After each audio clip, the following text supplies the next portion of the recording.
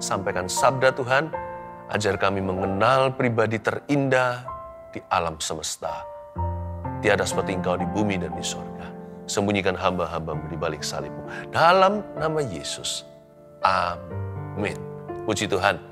Langsung kita ambil Alkitab kita. Saya berikan judul, Bagaimana Berteman Dengan Tuhan. Betul. Bagaimana berteman dengan Tuhan. Sebab Tuhan yang kita sembah itu bukan teori. Dan Dia bukan agama. Tuhan yang kita sembah itu adalah seorang pribadi yang nyata. Dalam Allah Tritunggal, Allah Bapa, Allah Putra, Allah Roh Kudus. Dan Tuhan Yesuslah perantara antara umat manusia dengan Allah yang hidup. Yesus Kristus itu anak Allah yang hidup. Dia adalah firman. Pada mulanya adalah firman. Firman itu bersama dengan Allah. Firman itu adalah Allah. Segala sesuatu diciptakan oleh Dia. Nah, pribadi yang nyata ini, Tuhan Yesus Kristus. Mari kita pelajari hari ini lewat firman ini. Ya, di kitab Kejadian pasal 15 ayat 1. Kita akan bahas 11 ayat hari ini. Perjanjian Allah dengan Abram ini, janji tentang keturunannya, bunyinya begini ayat 1, kemudian datanglah firman Tuhan kepada Abram dalam suatu penglihatan. Janganlah takut Abram, akulah perisaimu, upahmu akan sangat besar. Abram menjawab, ya Tuhan Allah, apakah yang akan Engkau berikan kepadaku? Karena aku akan meninggal dengan tidak mempunyai anak. Dan yang akan mewarisi rumahku ialah Eliezer, orang Damsyik itu. Lagi kata Abram, Engkau tidak memberikan kepadaku keturunan sehingga seorang hambaku nanti menjadi ahli warisku. Tetapi datanglah firman Tuhan kepadanya demikian. Orang ini tidak akan menjadi ahli warismu, melainkan anak kandungmu, dialah yang akan menjadi ahli warismu. Lalu Tuhan membawa Abram keluar serta berfirman, coba lihat ke langit, hitunglah bintang-bintang jika engkau dapat menghitungnya. Maka firman-Nya kepadanya, demikianlah banyaknya nanti keturunanmu. Lalu percayalah Abram kepada Tuhan, maka Tuhan memperhitungkan hal itu kepadanya sebagai kebenaran. Kalau Anda membaca ayat demikian, apa firasat Anda? Apa impresinya? Saya sih melihat suatu persahabatan yang indah ya. Ada timbal balik, ada vice versa, ada conversation atau ada dialog yang nyata. Mungkin Abram bicara dari hati ke hati, tapi dicatat hari ini seperti seolah-olah penampakan secara langsung. Yang penting itu pokoknya, berhubungan Tuhan dengan Tuhan itu harus dengan iman. Sekalipun Tuhan tidak kelihatan. Kita tidak perlu melihat Tuhan, baru percaya. Siapa sih yang pernah melihat Bapa? Dia itu suci, kita ini orang berdosa. Kalau kita lihat Dia, mungkin kita mati. Tapi kita bisa berdialog loh, asal kita beriman. Abraham adalah bapa iman. Ayat-ayat ini menunjukkan persahabatannya dengan Tuhan. Dan persahabatan dia dengan Tuhan itu begitu real, begitu nyata. Benar-benar seperti dua orang teman. Waktu Tuhan membawa Abram keluar di ayat 5 yang kita baca tadi, hampir-hampir saya bisa imajinasi. Tuhan seperti pegang pundak temannya dan berkata, ayo sini. Ayo, my best friend. Mari kita keluar, coba lihat ke langit, hitunglah bintang-bintang. Lalu Tuhan memberitahu sama dia, aku berjanji akan memberimu keturunan. Tuhan itu nyata. Karena itu kita harus memperlakukan Tuhan sebagai seorang pribadi. Karena itu makanya itu kita nggak boleh sembrono, nggak boleh sembarangan. Juga jangan ketakutan, mana ada teman yang ketakutan. Sahabat itu dekat. Jangan ketakutan. Tapi juga jangan sampai kita itu memperlakukan Tuhan seperti benda atau barang. Seperti yang maha kuasa di awan-awan. Belajar untuk mengasihi Tuhan. Belajar untuk membangun persahabatan. Seperti dua orang teman semakin mengenal. Ayat pertama, kemudian datanglah firman Tuhan kepada Abram dalam suatu penglihatan.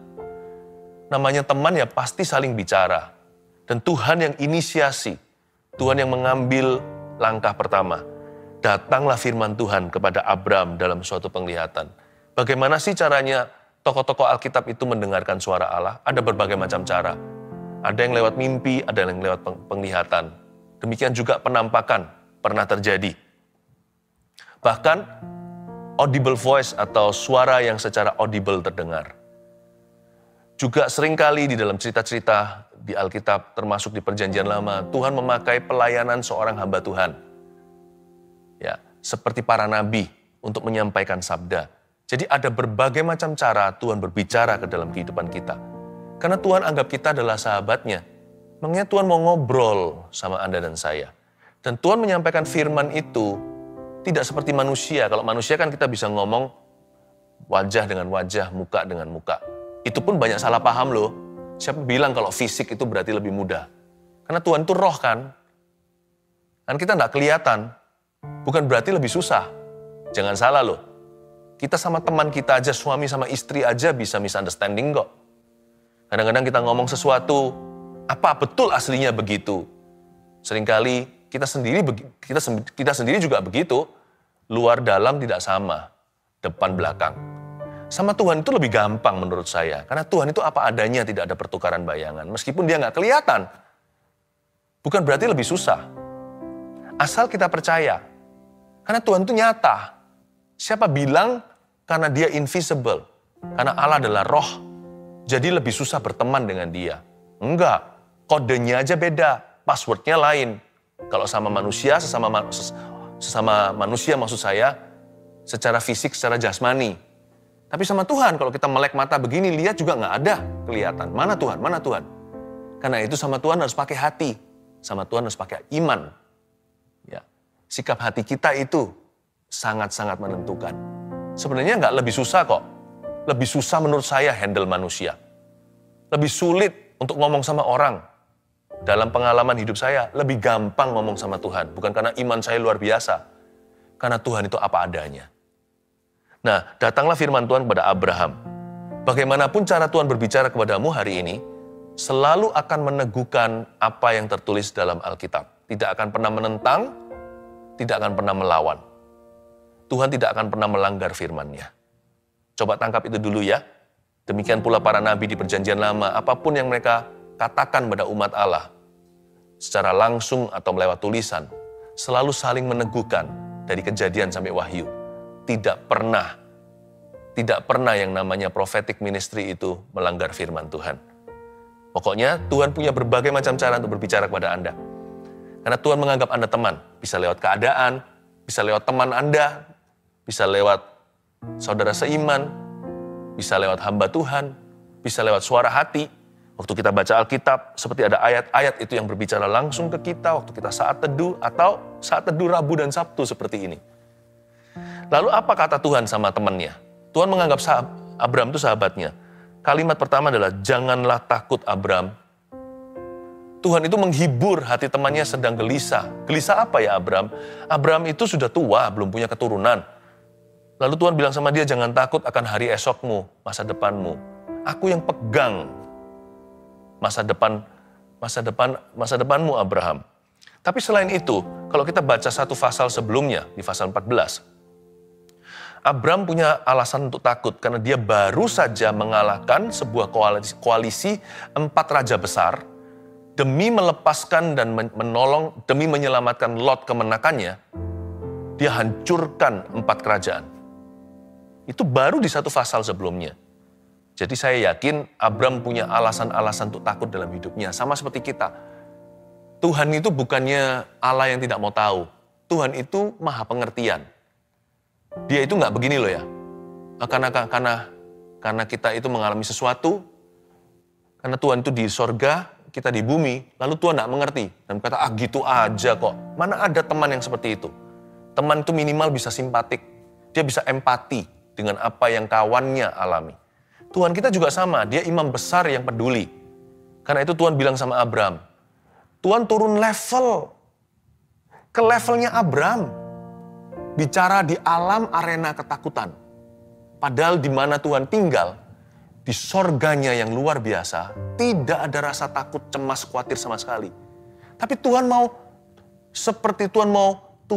untuk masuk ke levelnya Abraham dan berkata, Abraham, jangan takut ya. Baik ya Tuhan itu. Tuhan itu pengertian. Kamu jangan takut kalau nanti raja-raja itu balas dendam. Kalau nanti keturunan mereka akan menyerangmu kemudian. Juga jangan takut akan hari esokmu, aku yang pegang masa depanmu, kamu pasti punya keturunan. Kalau Tuhan bilang jangan takut sama temannya, itu pasti Tuhan beri alasan. Allah kita itu sangat-sangat responsibel atau bertanggung jawab. Karena itu dia berkata gini, janganlah takut Abram, akulah perisaimu. You are my responsibility. Aku bertanggung jawab atas hidupmu, aku bertanggung jawab penuh. Kemarin kamu lepaskan Lot, kamu bebaskan tawanan. Aku akan menjagamu. Tidak akan ada bencana kemudian hari, sebab aku yang melindungi. Dan kalau kamu khawatir akan masa depan, tenanglah. Your best friend will be responsible for you. Tuhan itu memberi dia alasan untuk tidak takut. Tapi terlebih dahulu Tuhan memahami rasa takutnya. Padahal Tuhan itu tinggal di alam, tidak ada cemas sama sekali. Tapi Tuhan bisa mengerti rasa takut kita. Apalagi setelah Yesus datang. Setelah firman itu menjelma menjadi manusia, dia pernah merasakan lapar, ditolak, dicercah. Dia pernah menderita. Maka Tuhan Yesus mengerti apa yang Anda dan saya alami. What a friend we have in Jesus. Janganlah takut Abram, akulah perisaimu. I will be your shield. Upahmu akan sangat besar. Tuhan memberikan kepadanya satu kepastian lagi. Barusan aja berapa pasal sebelumnya, Abram memberikan persembahan yang luar biasa kepada Melkisedek. Dia memberikan persepuluhan bukan atas income-nya. Dia memberikan persepuluhan atas asetnya kepada Melkisedek, Raja Salem itu. Lalu selain itu, setelah dia bebaskan Lot dan kalahkan 4 kerajaan, Lot kan di Sodom Gomora itu. Kan Sodom Gomora waktu itu kan dijarah. Dan Abram melepaskan tawanan. Oleh karena itu Raja Sodom sangat berterima kasih sama dia. Menawarkan berbagai macam harta. Sebagai tanda terima kasihnya, dia berkata sama Abram, "Here, ambillah semua jarahan perang itu." Abram tolak mentah-mentah. Supaya jangan sampai orang yang tidak takut akan Tuhan bisa suatu hari berbangga dan berkata, "Abram kaya karena saya." Jadi, Abram barusan saja berkorban. Barusan saja memberi persembahan dan menolak tawaran menggiurkan dari Raja Sodom saat itu. Dan Tuhan melihat itu. Dan Tuhan berkata, "Don't worry, dalam hubunganmu dengan aku, kamu tidak akan menjadi the loser. Kamu tidak akan merugi, Abram. Carilah dahulu kerajaan sorga dan kebenarannya, segala sesuatu justru kutambahkan. Kau dan aku, kita berteman. Tapi you are the small friend, I'm the big friend." Begini loh, dalam pertemanan dengan Tuhan, Tuhan itu teman besar. Kita itu teman kecilnya. Jadi Tuhan itu gak pernah berutang sama siapa-siapa. Ketika Abram taat, ketika Abram itu berkorban, Tuhan berkata, "Aku akan kembalikan." Ketika Abram menolak tawaran dunia, oleh karena itu dia gak jadi kaya. Tuhan berkata, "Don't worry, berkatmu akan datang dari aku. I'm responsible for you." Coba lihat ya, Tuhan itu seperti apa terhadap Abraham. Tuhan seperti itu kepada Anda. Jangan sampai kita itu orang aji mumpung di dalam hidup ini. Jangan jadi orang yang selalu lihat kesempatan dalam kesempitan untuk mencari keuntungan sendiri. Kalau sesuatu tidak halal dan tidak sah, kalau itu bukan kehendak Tuhan, tolak mentah-mentah. Seperti Abraham menolak tawaran Raja Sodom. Don't worry, ketika kita taat, kita tidak akan menjadi orang yang merugi. Tuhan gak pernah hutang sama siapa-siapa. Barang siapa taat pada dia, Tuhanlah yang memelihara orang itu. Dan ketika Abraham mempersembahkan korban kepada Melkisedek, Tuhan yang mengembalikan. Makanya Tuhan berkata gini, "Great is your reward, upahmu akan sangat besar, hai Abraham. Sebab aku gak pernah berhutang sama kamu. Kamu dan aku, kita adalah sahabat atau teman. But never forget, jangan pernah lupa diri. Kamu sahabat kecil, aku sahabat besar. I'm your big friend, you are the small friend." Anda harus mengerti siapa senior, siapa junior di sini. Anda harus tahu siapa lakonnya dalam pertemanan ini. Siapa pupuk bawang. Kita ini hanyalah pupuk bawang. Di hadapan Tuhan, dibandingkan Tuhan, kita ini anak ingusan. Gak peduli status Anda apa. Gak peduli apa yang Anda miliki di bumi. Kita semuanya ini gak ada apa-apanya di hadapan Tuhan. Karena itu Tuhan berkata, upahmu akan sangat besar. Yang kuminta dari hidupmu hanyalah taat dan setia. Sebab apakah itu teman? Apakah itu persahabatan kalau kau tidak setia kepadaku dan tidak mentaati aku? Ingat itu ya, dalam kita berteman dengan Tuhan, jangan lupa loh, siapa bos, siapa hamba. Siapa tuan, siapa majikan. Siapa pelayan. Jangan lupa diri. Kita bisa menganggap Tuhan adalah sahabat kita, tapi jangan sampai suatu hari kita nggak tahu diri. Ingat selalu, dia siapa, Anda siapa. Ayat berikutnya, bunyinya begini. Ayat yang kedua, Abram menjawab, "Ya Tuhan, Allah, apa yang akan kau berikan kepadaku karena aku akan meninggal dengan tidak mempunyai anak dan yang akan mewarisi rumahku ialah Eliezer orang Damsyik itu." Loh. Kok begini ya jawaban Abram? Kalau Anda baca lagi, ini kata-kata tanpa iman. Lagi kata Abram, nggak cukup sampai ayat 2, ada ayat 3-nya, ada kelanjutannya.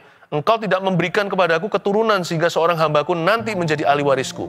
Saya kira, mungkinkah Tuhan marah setelah kita baca ayat 2 dan 3? Ternyata enggak loh. Namanya teman itu kan bisa ngobrol apa saja.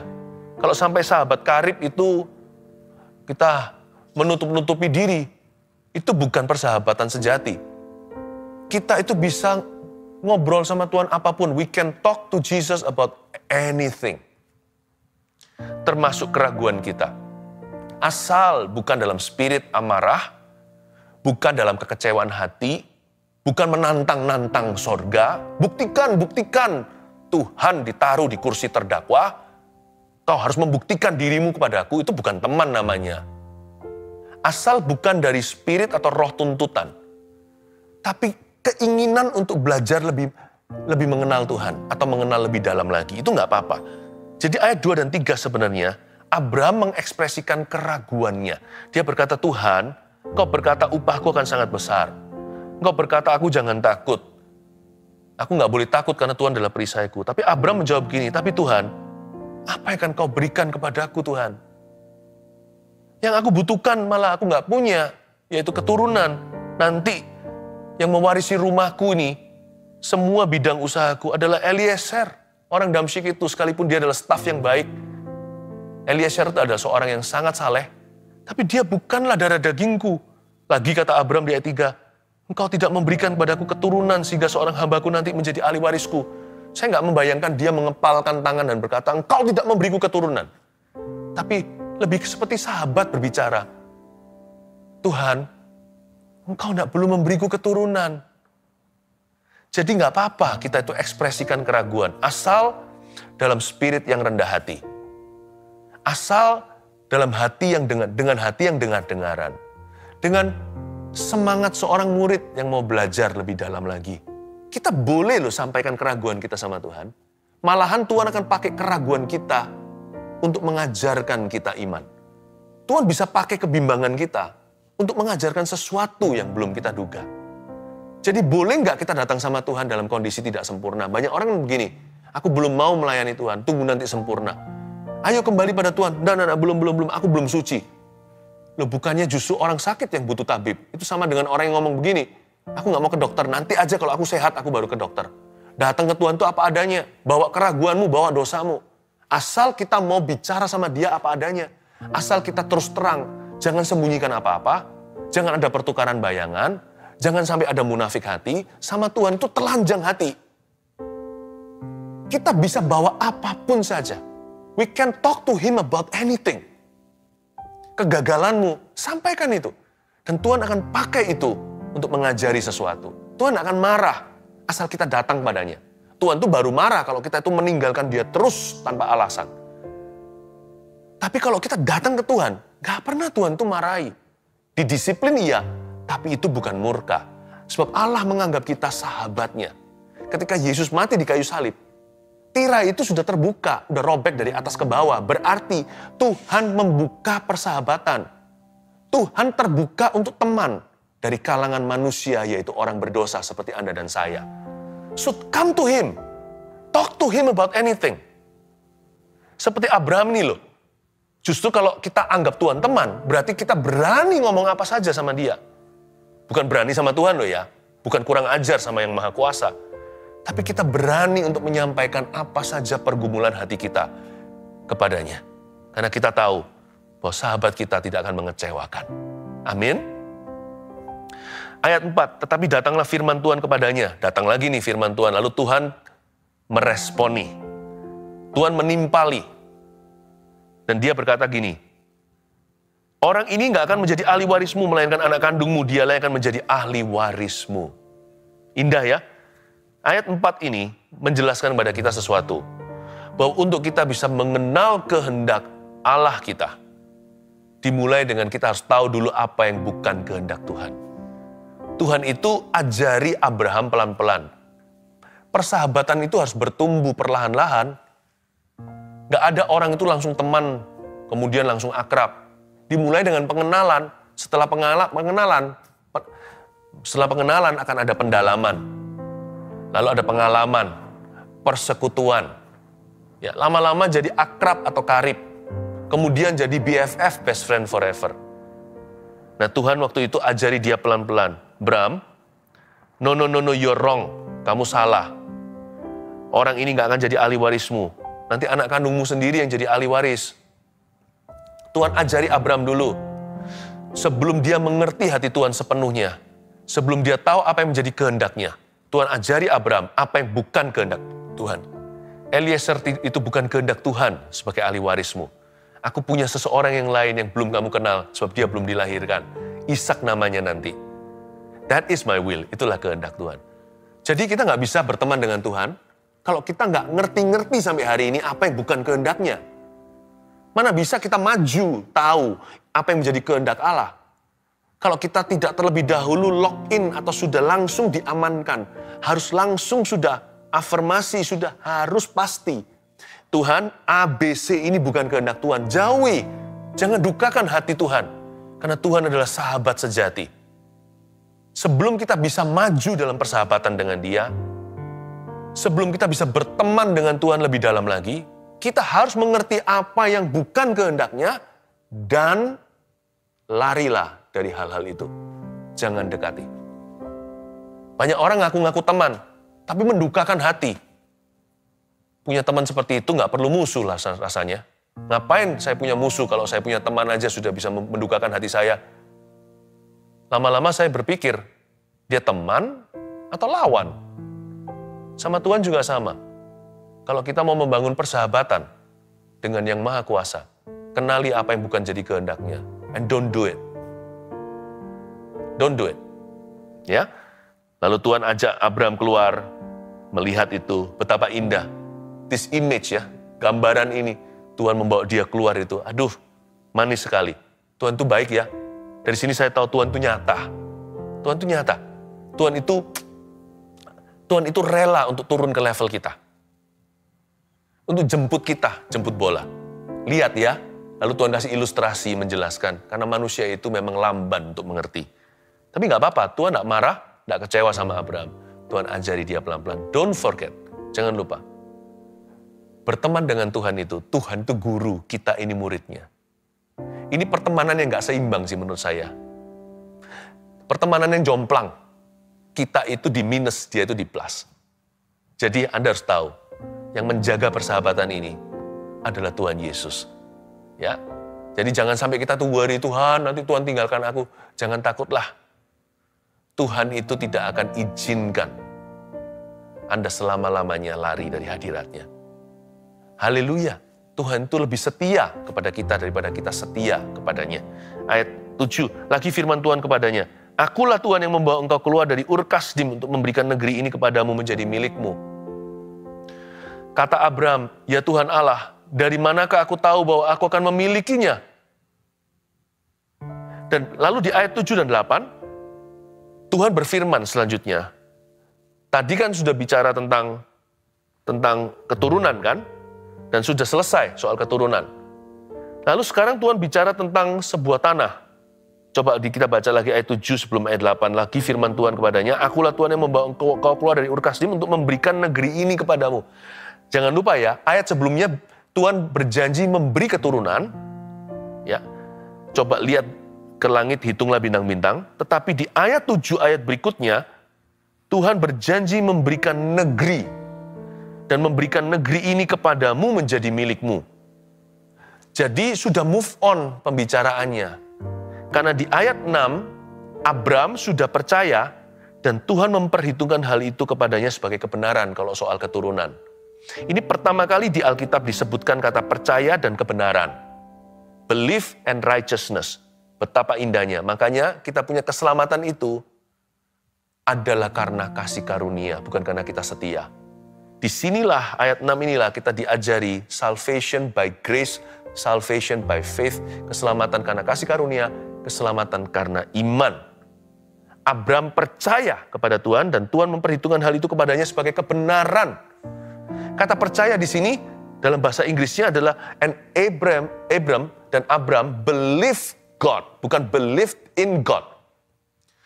Abram bukan percaya akan Tuhan. Kalau percaya akan Tuhan, setan pun percaya ada Tuhan.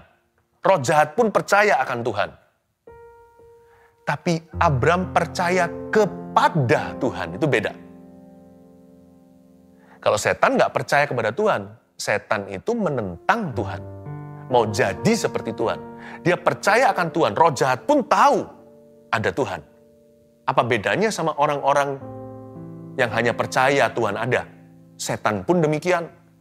Kalau mau percaya sama Tuhan, yang dihitung sebagai kebenaran, bukan percaya akan, tapi percaya kepada. Nah, pertanyaannya, apakah Anda dan saya percaya kepada Tuhan, sahabat sejati kita? Atau kita selalu curiga, selalu ragu, selalu bimbang?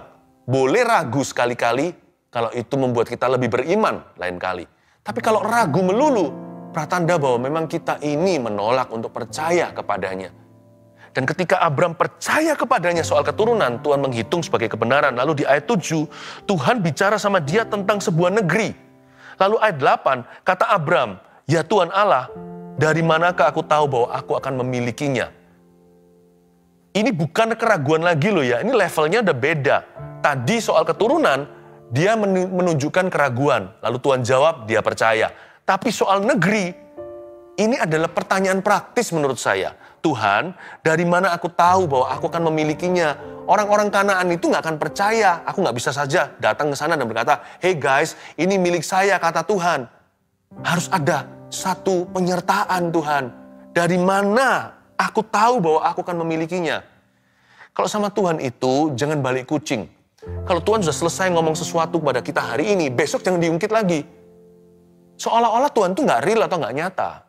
Ya kan, berapa kali kita itu kalau minta ampun sama Tuhan sudah diampuni, besok masih minta maaf lagi. Loh, kalau memang kita salah yang baru ya harus minta maaf lagi. Tapi kalau salah yang lama, kemarin kita sudah ngaku, kita ungkit lagi seolah-olah apa ya? Seolah-olah Tuhan itu feeling atau perasaan. Tuhan itu pribadi. Dan Tuhan itu tidak pelupa. Dia nggak pikun. Jadi kalau kita sudah pernah ngomong sama Tuhan soal ini, ya udah selesai, move on. Soal keturunan udah beres nih. Sekarang bicara soal tanah, perjanjian atau negeri. Jangan ikut Tuhan itu jangan pelin-pelan. Jangan balik kucing. Jangan melulu ngomong soal itu.